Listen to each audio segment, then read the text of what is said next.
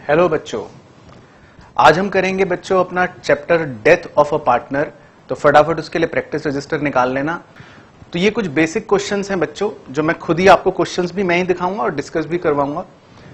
तो आप बस मेरे साथ साथ सीट बेल्ट पहन के बैठ जाओ, अलर्ट होकर। हम करेंगे पहले इलस्ट्रेशन 3। राम मनोहर एंड परम वर partners in A firm. Param died on 29th February 2020. His share of the profit from the closure of the last accounting year till the date of the death was to be calculated on the basis of the average of 3 completed years of profits before death. Profits for the years ended 31st March 2017, 2018 and 2019 were 80,000, 90,000, 1 lakh respectively.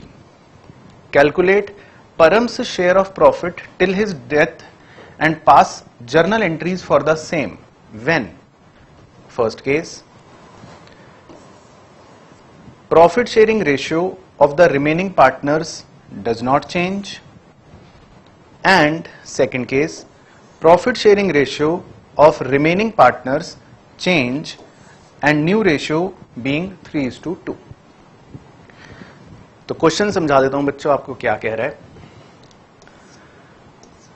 Question ये कह रहा है कि 3 partners रहे होंगे.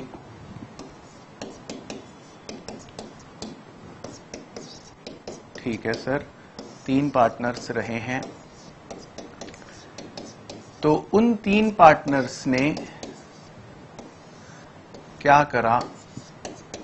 काम करा. ठीक है सर.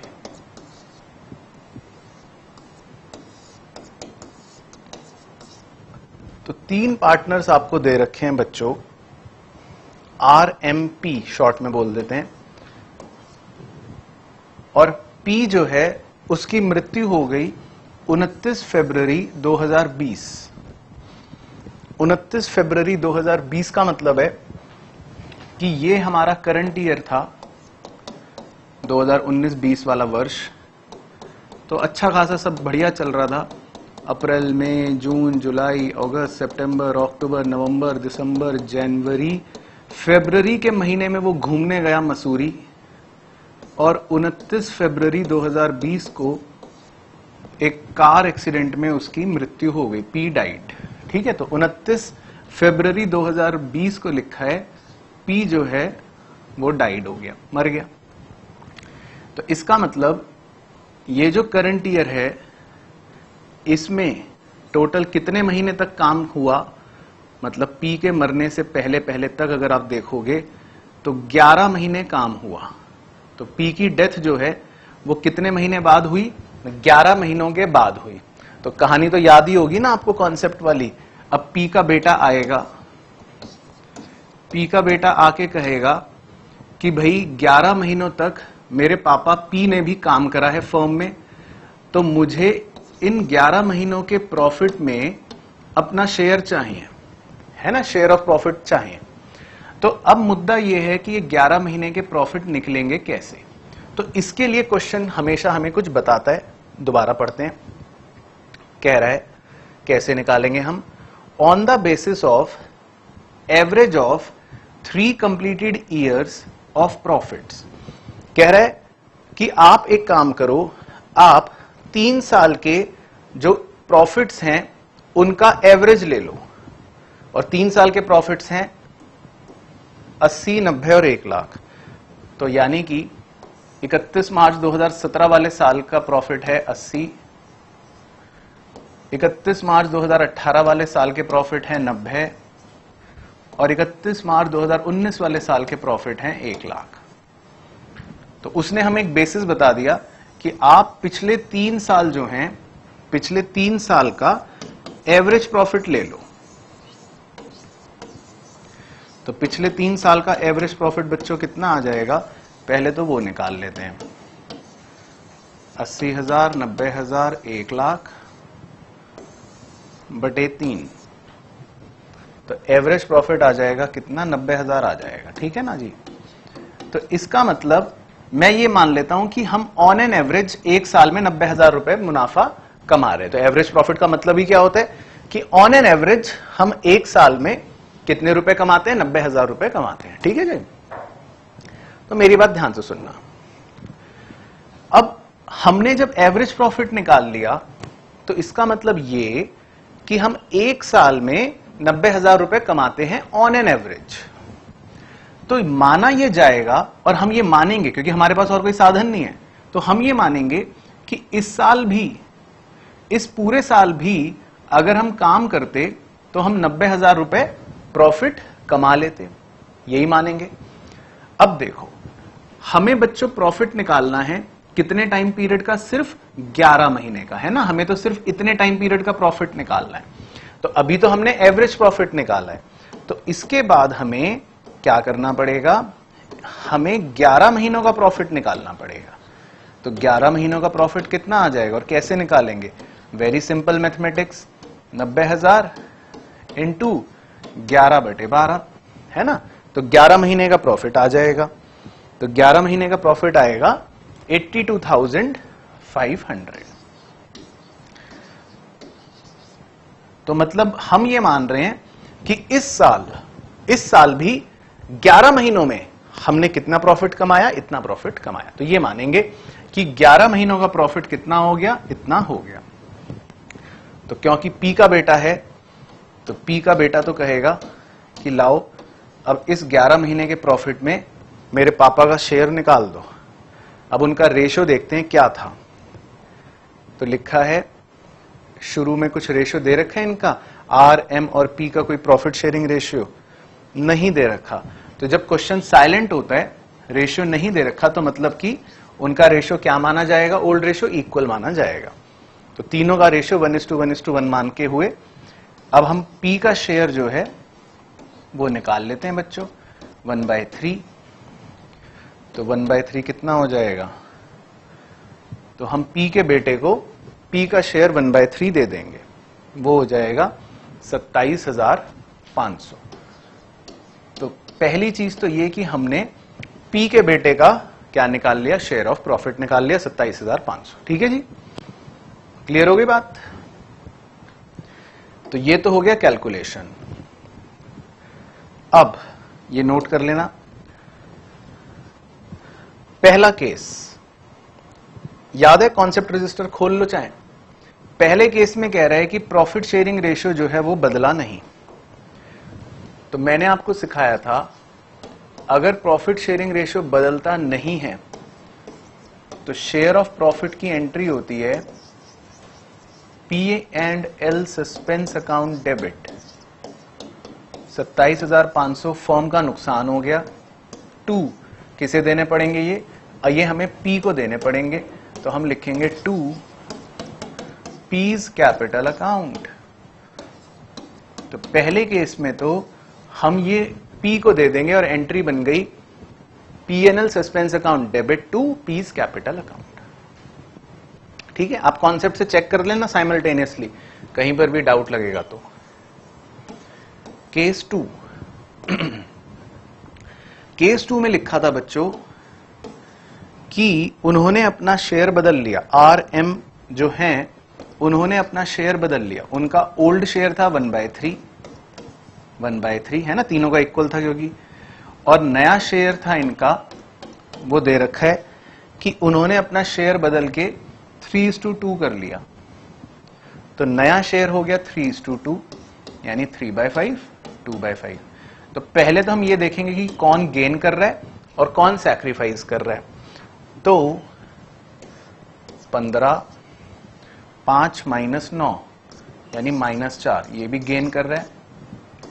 15 5 - 6 -1, ये भी गेन कर रहा है। तो टेक्निकली दोनों ही गेन कर रहे हैं और इनका गेनिंग रेशियो है 4:1। तो केस 2 में बच्चों याद है ना, मैंने कहा था कि कई बार ये प्रॉफिट शेयरिंग रेशियो बदल लेते हैं पुराने पार्टनर्स, तो फिर हम उनका गेनिंग शेयर निकालेंगे।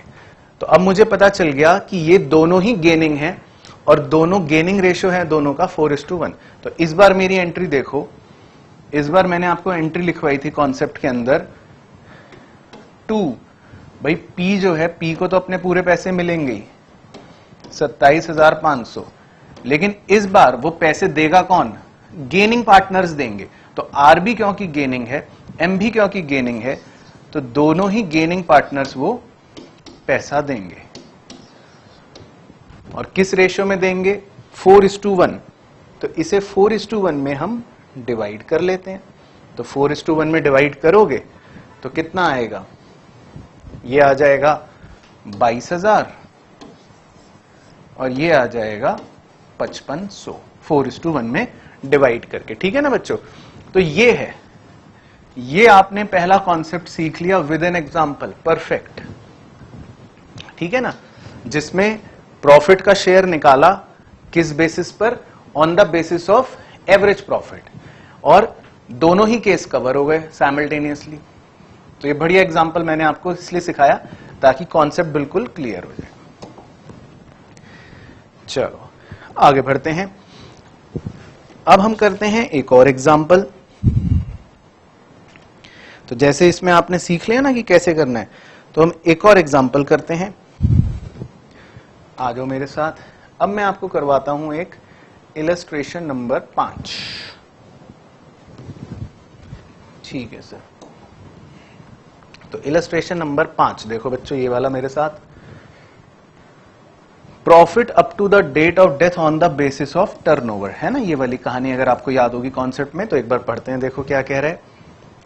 A, B and C are sharing profits in the ratio of 2:2:1. B died on 30 June 2020.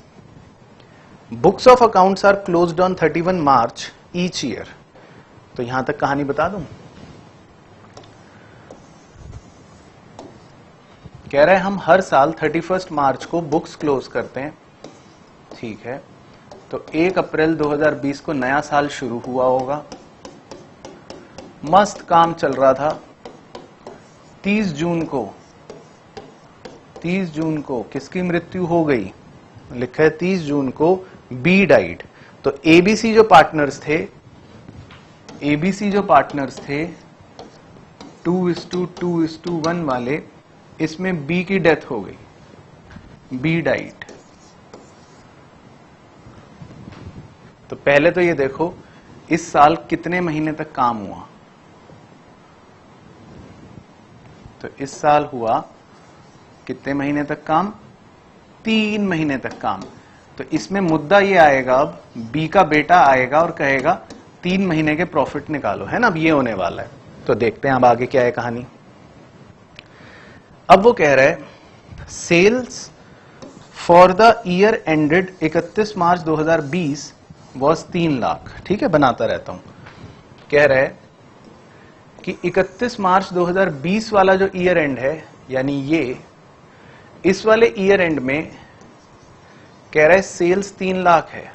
ठीक है, तो मतलब आपको पिछले साल की सेल दे दी इसने 3 लाख। फिर कह रहा है सेल्स ऑफ 1 लाख रुपए amounted between the period 1 April 2020 to 30 June 2020। कह रहा है कि 1 लाख रुपए की सेल हुई है 1 अप्रैल 2020 से लेकर 30 जून 2020 तक। तो इस पीरियड की सेल दी है इसने 1 लाख। मैंने कहा था ना बच्चों, ये हमेशा गिवन होंगी बातें आपको सारी। इस पीरियड की सेल दी है 1 लाख। उसके बाद फिर लिखा है profit for the year ended 31 March 2020 was 30,000। कह रहा है प्रॉफिट जो है ईयर एंडेड 31 मार्च 2020 वाला, वो है 30,000। ठीक है ना, बस ये दे दिया। तो ये गिवन हो गई बातें। तो अब वो ये कह रहा है, क्वेश्चन यही पूछा है, calculate disease partner share in the profit of the firm. वही बात, घूम फिर के वही बात कि भाई अब बी मर गया, बी का बेटा आया, तो बी का बेटा कह रहा है कि 3 महीने के प्रॉफिट में पापा का शेयर निकाल के मुझे दो। बस चलो जी। तो बच्चों पिछले साल की सेल है 3 लाख, पिछले साल का प्रॉफिट है 30,000। क्या सिखाया था स्टेप, कॉन्सेप्ट खोल लेना, प्रॉफिट परसेंटेज। तो अगर आप 3 लाख रुपए की सेल के ऊपर 30,000 रुपए का प्रॉफिट कमा रहे हो, तो इसका मतलब परसेंटेज टर्म्स में मैं ये बोल सकता हूं कि आपने 10% प्रॉफिट कमाया पिछले साल। याद आ गई कहानी? इसका मतलब आपने कितना प्रॉफिट कमाया पिछले साल? 10% प्रॉफिट कमाया पिछले साल, है ना? ये पता लग गया। अब अगर 3 महीनों में, इन 3 महीनों में आपने सेल करी है 1 लाख, ये गिवन है बच्चों सब कुछ। तो अगर 3 महीनों में आपने सेल करी है 1 लाख, तो अकॉर्डिंगली 10% के हिसाब से इन 3 महीनों का प्रॉफिट कितना कमाया होगा आपने? बस आ गया ना आंसर। तो इसका मतलब अगर 3 महीनों की सेल है 1 लाख, तो आपने 10% के हिसाब से कितना प्रॉफिट कमाया होगा? 10,000। तो ये मुझे 3 महीने का प्रॉफिट पता चल गया, सिंपल। अब ये प्रॉफिट का शेयर किसको देना है? बी को देना है, क्योंकि बी की मृत्यु हो गई थी। तो बस बी का शेयर कितना है? भाई बी का बेटा तो कहेगा लाओ मेरे पापा का शेयर है 2/5, तो 10,000 रुपए जो प्रॉफिट है, 3 महीने का जो प्रॉफिट है 10,000 रुपए, उसमें मेरे पापा का शेयर दे दो। यानी कितना शेयर? 4,000। तो बस इसमें यही कैलकुलेट करने को बोला था, एंट्री नहीं बोली थी। तो बस इसमें कैलकुलेशन पार्ट था, ठीक है ना? तो ये हमारा आ गया आंसर 4,000। ठीक है, समझ आ गया? क्लियर ये भी? तो on the basis of profit clear, उसके दोनों cases clear. On the basis of turnover clear, उसका केस क्लियर, राइट?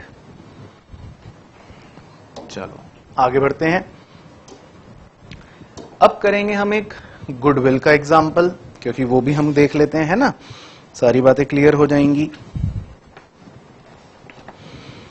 तो अब आ जाओ मेरे साथ इलस्ट्रेशन नंबर 7 पे।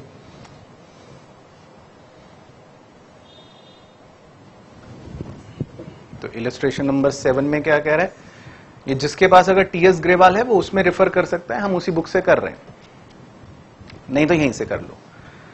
P R and S R partners sharing profits in the ratio 4:3:1। तो लिख लेता हूं, इलस्ट्रेशन 7, PRS 4:3:1, ठीक है। It is provided in the partnership deed that on the death of any partner, deceased partner's share of goodwill will be valued at। तो याद रखो goodwill valued at हो रही है। कैसे निकालनी है goodwill? Half of the profits credited to his account during the previous 4 completed years. ठीक है ना? इसको अब हिंदी में समझते हैं कि इस लाइन का क्या अर्थ है। इसे हिंदी में समझेंगे बच्चों कि इस लाइन का क्या अर्थ है। इस लाइन का ये अर्थ है, पिछले 4 साल, प्रीवियस 4 कंप्लीटेड ईयर्स, ठीक है ना? यहां लिख देता हूं हिंदी में, पिछले 4 साल, ठीक है। तो कह रहा है half of the profits credited to his account. His account मतलब कि डिसीज्ड पार्टनर, जो भी पार्टनर मरेगा, हमने पिछले 4 साल में उसके अकाउंट में, क्रेडिटेड टू हिज अकाउंट का मतलब है उसके अकाउंट में क्रेडिट करा, मतलब उसको दिया। क्या दिया? प्रॉफिट दिया। तो पूरी हिंदी लिखता हूं, इसका मतलब उसके अकाउंट में पिछले 4 साल जो प्रॉफिट दिया, ठीक है ना, उसके अकाउंट में पिछले 4 साल आपने जो प्रॉफिट दिया, तो क्या कह रहा है? हाफ ऑफ ये मतलब उसका आधा कर दो। इस पूरी हिंदी का कह रहा है आधा कर दो, हाफ कर दो, ये कह रहा है उसका आधा कर दो। तो फिर वैसे गुडविल निकलेगी। फिर वैसे लिखा है, पढ़ो, deceased partners share of goodwill, मतलब कि मरे हुए पार्टनर का, deceased partners share of goodwill, मतलब मरे हुए पार्टनर का गुडविल का शेयर निकालना है ना हमें, तो वो कैसे निकलेगा, विल बी, कैसे निकलेगा, विल बी हाफ, मतलब आधा, of profits credited to his account during the previous 4 completed years, यानी उसके अकाउंट में पिछले 4 साल में जो प्रॉफिट हमने उसको दिया उसका आधा कर दो, ये कह रहे हैं। तो आई होप आपको समझ आ गया हो कि मरे हुए पार्टनर का हमें कैसे निकालना है शेयर ऑफ गुडविल। अच्छा, फिर कह रहा है R died on 1 April 2020। R जो है वो मर गया, आर मर गया, कब मरा, 1 अप्रैल 2020 को मर गया, ठीक है ना। तो मैं यहां लिख देता हूं आर का शेयर कितना है, 3/8, तो आर मर गया है। तो भाई याद है ना, एक पार्टनर के मरने पर आपको उसका गुडविल का शेयर निकालना पड़ेगा ना बच्चों, आर के मरने पर आपको उसका गुडविल का शेयर निकालना पड़ेगा। तो वो कैसे निकलवा रहा है, वो कह रहा है कैसे निकालोगे, आधा कर दो, क्या आधा कर दूं, जो 4 साल के प्रॉफिट, 4 साल के प्रॉफिट आर को दिए उसका आधा कर दो, ये कह रहा है। तो हमें पहले ये देखना पड़ेगा कि 4 साल के क्या प्रॉफिट थे और उसमें आर को हमने कितना दिया होगा, पहले वो देखते हैं, फिर उसका आधा कर देंगे। तो देखो क्या कह रहा है, the firm's profit and loss for the last 4 years ended 31 March R. तो पिछले 4 साल के प्रॉफिट्स क्या हैं, 1,20,000, 60, 20,000 लॉस और 80। तो एक बार 4 साल के प्रॉफिट लिख लूं, 1,20,000, 60, 20 और 80, 1,20,000, 60, 20,000 लॉस है बच्चों, तो ब्रैकेट में लिख रहा हूं, और 80। ये पिछले 4 साल के प्रॉफिट्स हैं, है ना, ये पिछले 4 साल के प्रॉफिट है। तो पहले इतनी तो अंग्रेजी कवर हो गई, 4 साल के प्रॉफिट। तो 4 साल के प्रॉफिट कितने हैं, ये हैं। तो कितने हैं 4 साल के प्रॉफिट, 180, 180 में से 20 माइनस हुआ 160, 160 में 280 जोड़ दिया 240, ठीक है। तो 4 साल के प्रॉफिट तक तो मैं पहुंच गया। 4 साल के प्रॉफिट कितने, इतनी अंग्रेजी तो कर ली, 2,40,000। अब 4 साल के प्रॉफिट के आगे लिखा है जो आर को दिए। अब आर को कितना दिया होगा, भाई आर को पूरा थोड़ी ना दे दिया होगा फर्म का प्रॉफिट, ये पूरा प्रॉफिट आर को तो नहीं दे दिया होगा ना, आर का शेयर तो 3/8 है। तो आर को आपने कितना दिया होगा, सिर्फ 3/8। तो ये गणित और ये हिंदी मैच करा लेना खुद कि हां समझ आ गया। 4 साल के प्रॉफिट जो आर को दिए, तो 4 साल के प्रॉफिट जो आर को दिए, अब उसका आधा कर दो।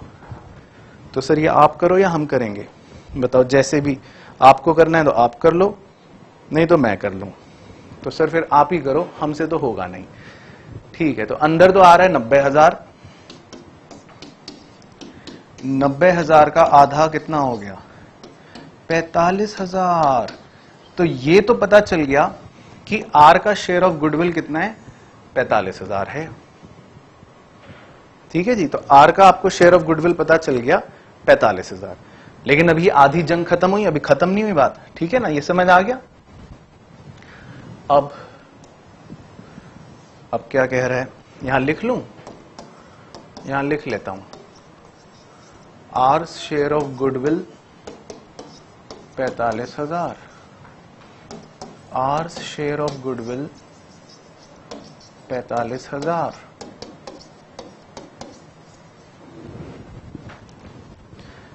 चलो अब 2 केस हैं, पढ़ो ध्यान से धीरे धीरे। Number 1, determine the amount that should be credited to R as his share of goodwill. अच्छा ये तो निकाल ही लिया, 45,000। Second, pass journal entry for the adjustment of goodwill if the profit sharing ratio between P and S in the future will be 3:2, तो बच्चों P और S का कुछ पुराना शेयर भी था, पी और एस का ये इन्होंने नया शेयर भी दे दिया। तो व्हेन, अब देखो ध्यान से पढ़ना, a case goodwill account is not opened. तो goodwill account is not opened मतलब कॉन्सेप्ट रजिस्टर खोलना। गुडविल के दो केस करवाए थे, एक एग्जिस्टिंग गुडविल, एक गुडविल वैल्यूड। गुडविल वैल्यूड में एक में लिखवाया था 99%, ये वो वाला केस है, और एक में लिखवाया था 1% when goodwill account is opened, जिसमें हम रेज करते हैं और फिर राइट ऑफ करते हैं। तो ये बेसिकली दोनों ही केसेस करवाना चाह रहा है। एक में कह रहा है गुडविल अकाउंट इज ओपन्ड मतलब रेज और राइट ऑफ, और एक कह रहा है गुडविल अकाउंट नॉट ओपन्ड। तो ये 99% वाला, ये 1% वाला कॉन्सेप्ट खोल लेना रजिस्टर, ताकि दिक्कत ना लगे। तो पहले 99% वाला कर देता हूं। तो P और S का ओल्ड शेयर था 4/8 3/8, माइनस कर रहा हूं उनका न्यू शेयर 3/5 2/5। इसे सॉल्व कर देता हूं। 40 5 चौका 20, 20 माइनस 24 -4, तो ये तो गेन कर रहा है। 8 पंजे 40, 5 तिया 15, 15 माइनस 16 -1, ये भी गेन कर रहा है। तो गेनिंग रेशियो क्या हो गया 4:1।